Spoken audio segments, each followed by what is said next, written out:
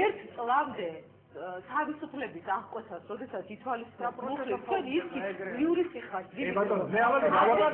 ასეთი მუხლებით ან საპროცესო ფონდება, ასეთი მუხლებით არც ერთი ადამიანის ციხეში არ ძიება. 273-ით ბევრი ძის ძალიან ციხე. 273 არის ბიუჯეტის წყარო, ჩემო კარგო. არა ძიან ციხეში. 273 არის სხვა შემთხვევა. და 273 არის გამოყენებული მიუხედავად იმისა, რომ არ შეიძლება ამ მუხლით ადამიანის დაპატიმრება, რამდენჯერმე ერთი და იგივე შემთხვევისთვის აკავებენ ადამიანს, მერე გირაოს ვერ არის დაპატიმრება არა, აღკვეთის ღონისძიების შეჭრა. დაპატიმრება, აღკვეთის ღონისძიების დაპატიმრება. არა, შეიძლება მოსახლეობა ვერ გაიგოს. ბოლოს შეკითხვა სამხედრო დანაშაულებებზე მინდოდა მეთქვა. მაშინ როდესაც ამ კანონპროექტი ორი განსაკუთრებული მუხლი გვაქვს, 392 და 393. ამ კანონპროექტში სამხედრო დანაშაულებებზე შევიდა მაგალითად ისეთი მუხლი, როგორც არის ურთიერთდაქონდებარებულ სამხედრო მოსამსახურეთა შორის დამოკიდებულების წესის დარღვევა. გეთანხმებით? რა არის ეს მითხარი? არსებობს გასაგუთებული ვარაუდი ესისთვის, რომ ამ მუხლის უკან არავინ არ ზრდის. გეთანხმებით? და არსებობს მაგრამ როგორც ქალბატონმა დანამ ბრძანა, ვარსახელით რომ დაგვიძებენ სიას. მთელი ამ დასახელებელი ადამიანები. მე თქვენ პოზიციას ვიზიარებ, ქალბატონებს, მე არ გეგონებთ, მუხლები რომლის მაგრამ ვარსახელი რა? ვიზის კონკრეტულად. გეთანხმებით?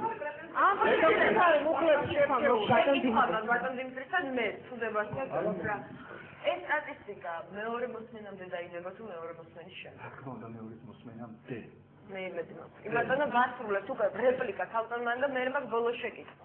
არის თუ არა კიდე რაიმე ასე ვთქვათ იმედი იმისა რომ ის მუხლები რომელზეც აქ იყო მსჯელობა და ძალა და კამათი რომელიც შეიძლებოდა ჩადებულიყო და რომელიც არ არის სულად ალოგიკურად შესაძლებელია თუ არა რომ ეს მუხლები აღმოჩნდეს ამნისტიის შესახებ კანონპროექტში. არის თუ არა შესაძლებელია, იმიტომ რომ მე კიდევ ერთხელ დიდი მადლობა ქალბატონ ნინოს და კავკასიას რომაც გაუშვა. ეს იყო ჩემი აი მე არ მიგეთ საკუთარ თავზე ბევრი ვილაპარაკო, მაგრამ შინაგანის წვრილით რაც მოვიდა, აი ზუსტად ის ვისაუბრებ დღეს ჩემს გამოსვლაში ტაქტის სახით. მე უბრალოდ ვიცი რომ საქმე ჩვენ გვაქვს ძალიან ძიმე შემთხვევასთან, როდესაც ხელისუფლებას უკან დასახელი და აღარ რჩება. ისე არ შეტყობილი რეალურად. მოვიყენოთ მე ეს. ამიტომ არ შეიძლება ზედმეტად ძვინვარე, ასე ვთქვათ, გამძვინვარებული ადამიანის კიდევ უფრო გამძვინვარება. ხსებით რა თქმა არა. საჭიროა კონსტრუქციული დიალოგი, საჭიროა დიალოგი და საჭიროა კონსოლიდაცია იდეის გარშემო, თორე ვიდა ფოტო ვისროლოს ხები ბატონო, თუ გარკვეულ ამბობს. მე თქვენთან ერთად მოვიდა. მე გავამბობ. ოციან ვარ. მე დაძვიყავი ყველაფრისთვის. სიცოცხლის თავი გასადებადა. მაგრამ ეს მე გავამბობ. ეს არის ერთიანობის დრო. სიცოცხლისა თავის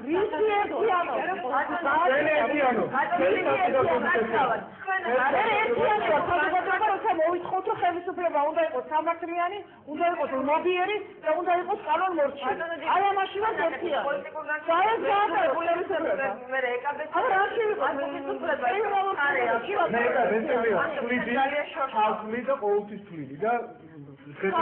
იგი არის ჩემი პარტნიორი, იგი არის იურისტი, არის ძალიან კვალიფიციური იურისტი და მე მინდა რომ ქალბატონი ეკა ვიხილოთ ჩვენთან ერთად. აი ამ ამინისტრაციას დაკავშირებით.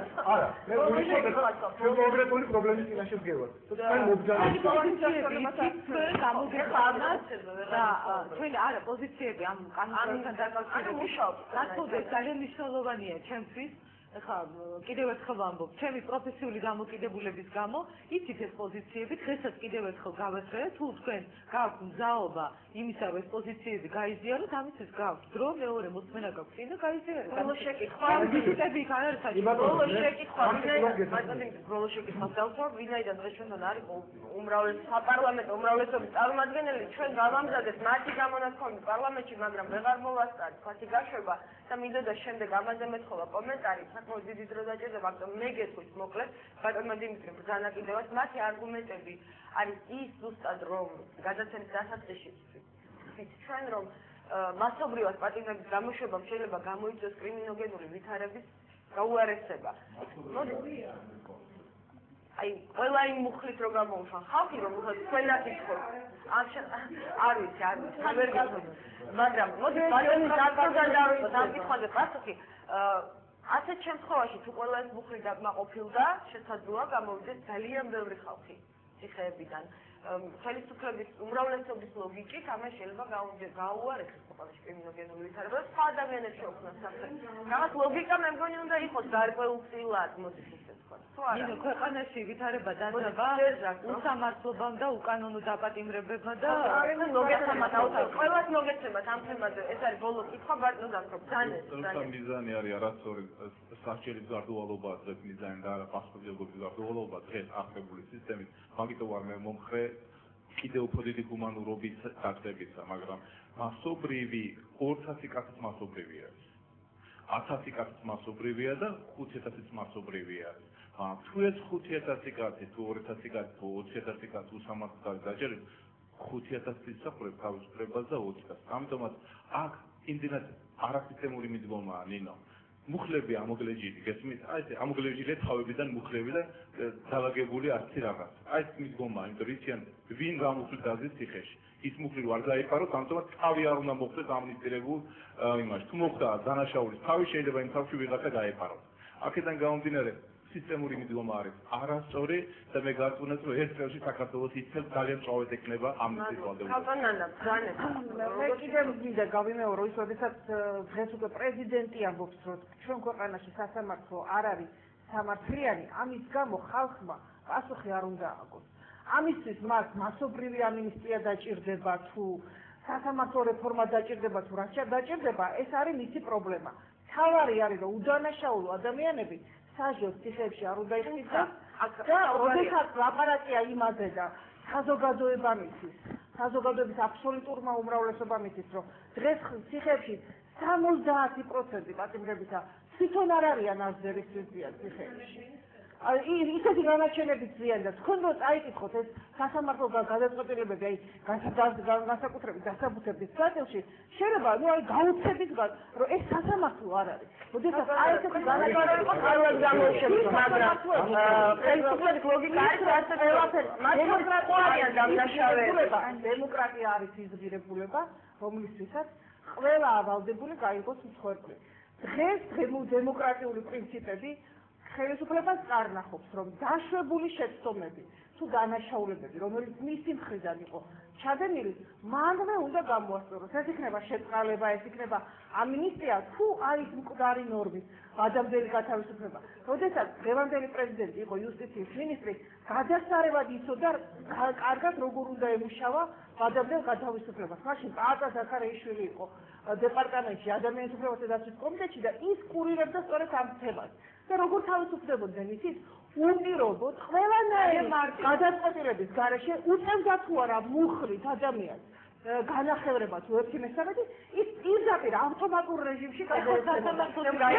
პრეზიდენტმა ახალგაზრდა ხალხო ელენე თქვენ როგორ ფიქრობთ აი არგუმენტი უმრავლესობის წარმომადგენლების რომ ეს შეიცავს საფრთხეს მასობრივი გათავისუფლება, მათ შორის შეიძლება მოხდეს დამნაშავეები. მე ამ შემთხვევაში რა თქმა უნდა